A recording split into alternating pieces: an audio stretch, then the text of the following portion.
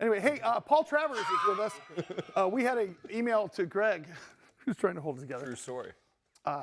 One of the shareholders, apparently, of a company called VUZI, which is Vuzix, said we should interview this guy. So guess what? We're very important. We got Paul Travers and Greg. Was it tough to get him? Was it? Oh no. Or was he a laydown? Well, he's very charismatic. You will find. All right. And intelligent and fun to talk to. Do you know what he looks like? So I think we're going to enjoy. He looks like he moves like a panther. Oh really? He looks like Sean Connery. Paul, how are you, sir? Good to see you. I'm great with that intro. Hey, Greg, about that interview thing we talked about. Paul's face just I said, can't make it. You had no idea what you're into. "What the hell did I get myself into?" We're 125 million TV homes. Hey, And let me just say, I'm not easy to get, guys. that's not what I heard. Listen, you tramp. Paul, I'm going to let you take. Normally, I will ask questions, but you guys are in the AR space. That's augmented reality. Yes, that's correct. Okay, because Mike thought it was accounts receivable. We thought you were a collection agency. So it's a little More different. you know. Can you tell us, because we keep on hearing about AI. In fact, I had 2 articles written about me. Yeah, big time. No, listen. Oh yeah, the family up Financial there in Newton Times, Beach. Right? and it was like, I read the article, and it was like 80% right. Yeah. He hosts a show called Big Biz Show. He is he's a trader. He's an expert in the markets. And he lives with his 2 kids, Johnny and Tim, 5 and 6, with his wife Lisa in Newport Beach. Newport, sorry. Okay, it was 80% right. Can you tell us the difference for us between AI and AR? Yeah, actually, one is a delivery mechanism, or could be considered a delivery mechanism, and the other one is the act of creating stuff. Create probably not even the best choice of Dude, word. you're now a co-host. Yep. The Well, act of, Tony- it's a technical term, Mike. It's called active creating stuff. Let me tell you what. And We somehow are. you got to deliver it to the person. So you got AI on your phone today. You hold it up and you look at the phone, and it's almost useless. Like when you're doing closed captioning for hearing impaired people, right? Instead of being in the scene, being part of the real world, they're looking at their phones. You put a pair of augmented reality glasses on, you're in the real world, and when I'm looking at you, the closed captioning is coming up right underneath you, like it was part of a word bubble that you were saying. So AR enables AI to be incorporated into the real world, not through some phone system or a tablet. So AI is not replacing AR. No, they're hand-to-glove partners in crime. Don't shake your These head things- like Yeah. you know.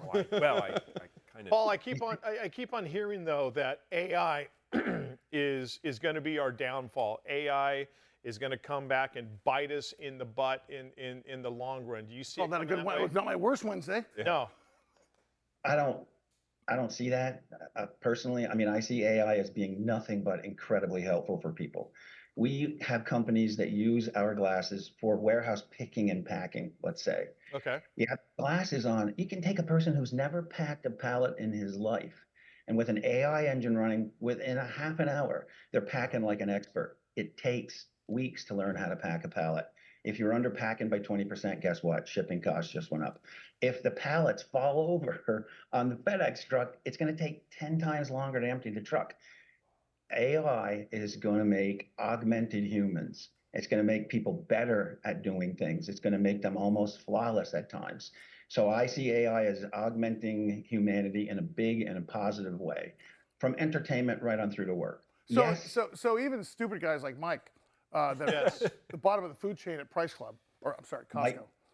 So bottom line, what you're saying is, what I love here is that you're saying makes people more efficient, because I think the fear is, to your point, what was the fear when Ford put up the production line? Yeah. Right? Replace humans. Replace humans, totally. right? Robots. Right, and I think that's the fear. But guess what? We've made it through that, if I'm not mistaken. We have. So. We made it through So far. the robotics area. So I think that's the big fear.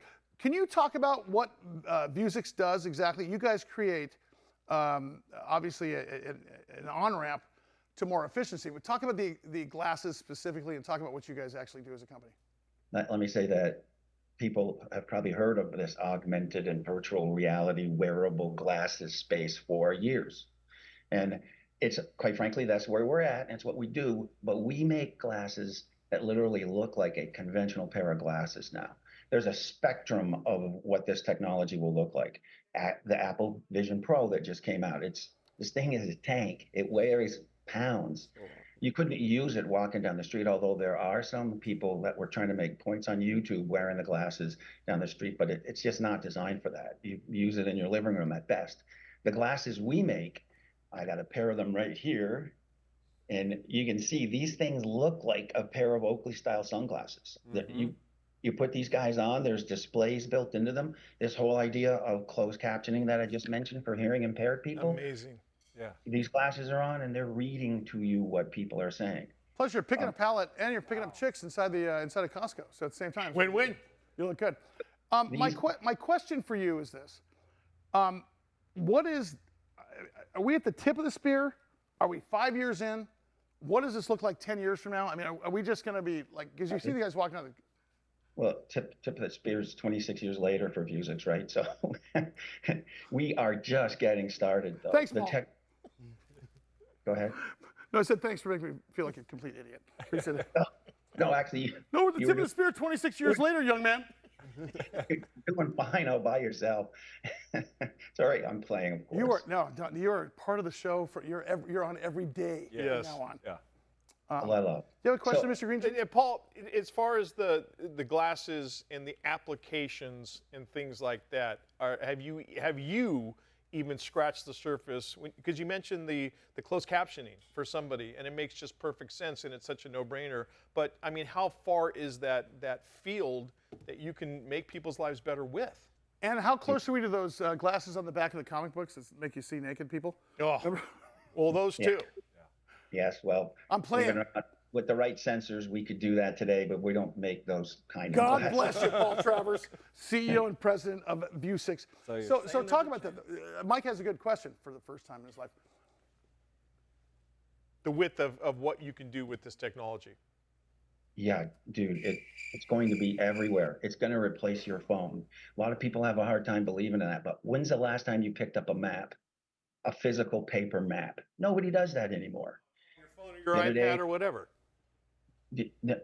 Everybody just uses their phone and it comes up. Imagine when you get your glasses on and the directions are just in your glasses, painted on a road in front of you, like it was just that. You're never going to pick your phone up again. We had some young folks in punks. You mean young punks? Yeah, we heard you. Well, they were college students from Georgia Tech, and they've been using our glasses. These are brand new, by the way, the ones that look like this, Oakley style thing. Yeah, right. These things are brand new. Their screen times are down 40% because it's because they're watching this screen instead, right? You don't have to watch it all the time, though. Right now, when your pocket buzzes, you grab your phone, you get disconnected from everything that you're doing. Right. Here, the message, a short version of it comes up in the glasses, nix it, or ignore it. So Paul, can I tell the glasses, call Paul, or can I tell the glasses, take me to an all-you-eat pizza place? And it's just going to, boom, bring it up for me. Which, by the way, are his top two numbers in his favorites. Paul and pizza, right there. Now that the glasses are finally here that people will wear, you can get these with your prescription. So this is just like buying a regular pair of glasses. But now all that information runs through your phone. So you'll be able to do from Alexa, all these AI engine stuff, direction informations, order an Uber. Honestly, I would like you to come back. I'd love to come to San Diego at some point if you can. But let me ask you one last question. Is there a proprietary advantage to what you guys are doing? Is this your technology, or are we just marketing this?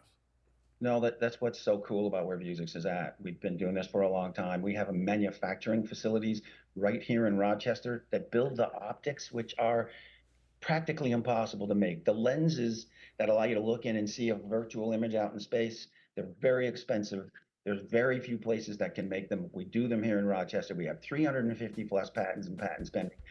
They're going to see lots of product with our brand name on it, but you're going to see a ton of it coming from other companies. Well, we're gonna launch it right here because you're coming back. Yeah. Paul Travers. Yes. Paul Travers. Paul Travers. Vuzix. Buzi. I would wear those all day. Yeah. Sunglasses. I would too.